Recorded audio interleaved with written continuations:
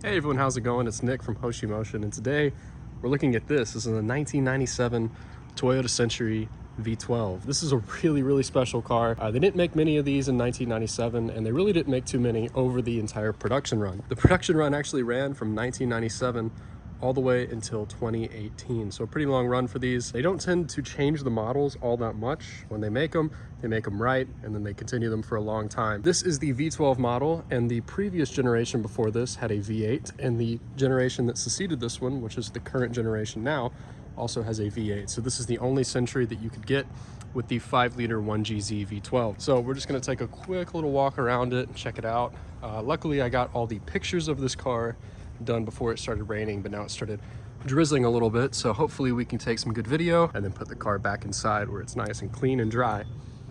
So the paint on this one is fantastic, not a single blemish to really speak of on the whole car. It is an 8M3 blue mica metallic blue, and this is a pretty rare color on these. They made right around the 400 unit mark of the 8M3 car.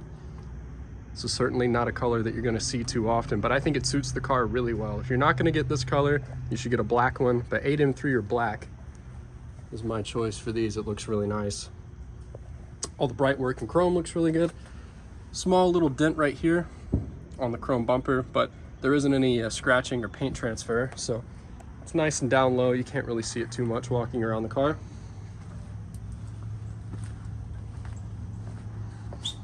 Take a look at it from this side. The only modifications the car has are these 20-inch work wheels, which are in really good shape. And it also has replacement exhaust tips on the car. Nice little thing to see here, the original dealing sticker, the Tokyo Toyo Pet. Toyo Pet being a kind of high-end shopping and car experience from Toyota that they had at the time. And that is where this car originally came from. Unfortunately, once again, it's a little bit wet, but the paint on the roof is also very nice. So we're just going to take a look at the car and some of its more interesting features. Getting in right here.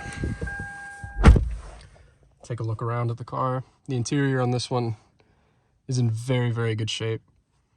No issues to note with the interior on this. The only issue is on the dash. There's a readout over here. It's a readout over here.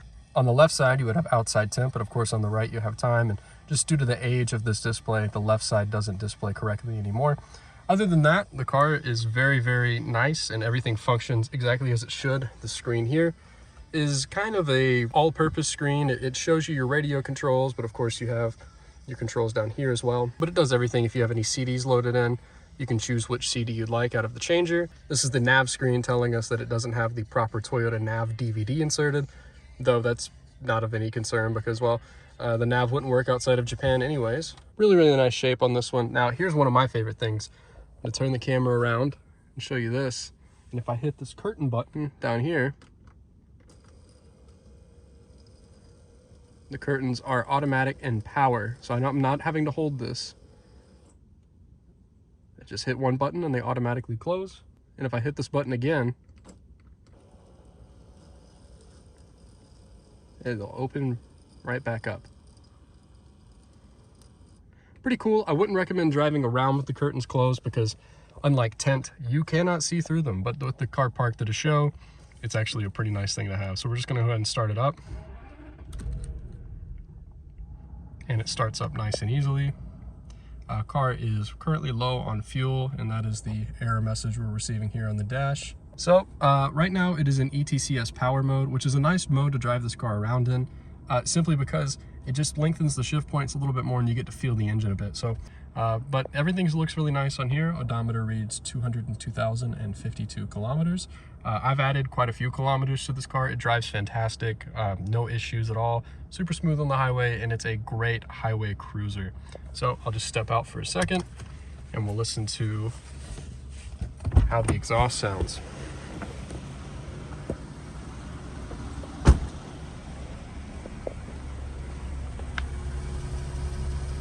And no surprise, it's bone stock, so it's nice and quiet, but it does have a nice tone from the inside of the car, and overall makes all the right noises as it should, being a 5-liter V12. All right, so it did start to rain in that last clip, but now we have the car inside where it's clean and it's dry, and there's a couple more things that are very, very cool about this car that I wanted to show off. So the first one's kind of stupid, it's kind of silly, but it is neat to see on a car from 1997, and that is soft closed doors. So you've got your passengers with you, they're executives, they're presidents, they're the owner of Kids Bop, and you want to get them out of the car nice and gently. You don't want to slam the door. So once they get out, you can just kind of push the door to, and it does have a soft close feature, which I think is really neat. Other than that, we of course need to take a look at some of these rear seat controls and rear seat amenities. So we get in, nice, soft, warm lighting. And this is the seat you want to be in a Century. This is the rear left. This is the Emperor's seat, and this is where you have the most leg room, you have all the controls, and you have everything at your fingertips. So we'll go up here and take a look at this. So we'll turn this light on, and then this dial here controls the brightness of the light. And the light is movable. So you can move it around, turn it up and down. That's pretty neat. We have another light over here, which is always on when the door is open. Then we have this here, which is a mirror, where you can actually, it's a third light. So up here we have a total of 1, 2, 3 lights. And there is a mirror. There's another one over there for your right side passenger. But that's pretty neat. You have individual mirrors. Up here we have a clock, which is tied to the clock up in the front. This is correctly working, it is set, and it's just like any other Toyota clock from the mid-90s. So you've got your reset button, hours and minutes, and of course, hours and minutes on this car are written in Japanese. Of course, we have some of these other functions on the door here. This is seat heating. This does work, but considering it's 75 degrees outside, I'll be turning that off. And then next to that, get a good look at that button. That is seat massage. So if you hit the top button, turns the seat on. Now, of course, this is hard to convey on video, but if you listen, maybe closely, the seat is vibrating. Now, it doesn't have any pulsating arms or anything inside of it. It's not like the AMG massage seats, but it is actually pretty nice for what it is, especially when you're rolling down the road. It's rather soothing, actually. And then over here, if you have this button here, that turns it off, but if you turn it on and you hit this button again, it changes the frequency of the vibration. So you can make it go faster and faster. The faster it is, the less rough it's going to be. It's going to be a smoother vibration, but that's kind of up to whoever's sitting back here. But it is nice that you can change it. Ashtray, which doesn't look like it has any ashes in it, which is nice. We have all of our controls here. So this is where all the magic happens. This is where you can control the front seat in front of you, you can control the seat that you're sitting in, and then we also have radio controls here and climate controls, which allow us to control whatever we want from the comfort of the back seat, which is pretty cool. Right here, these are the ones that everybody wants to see at the car shows. These are the rear reclining seat controls. So this controls front to back.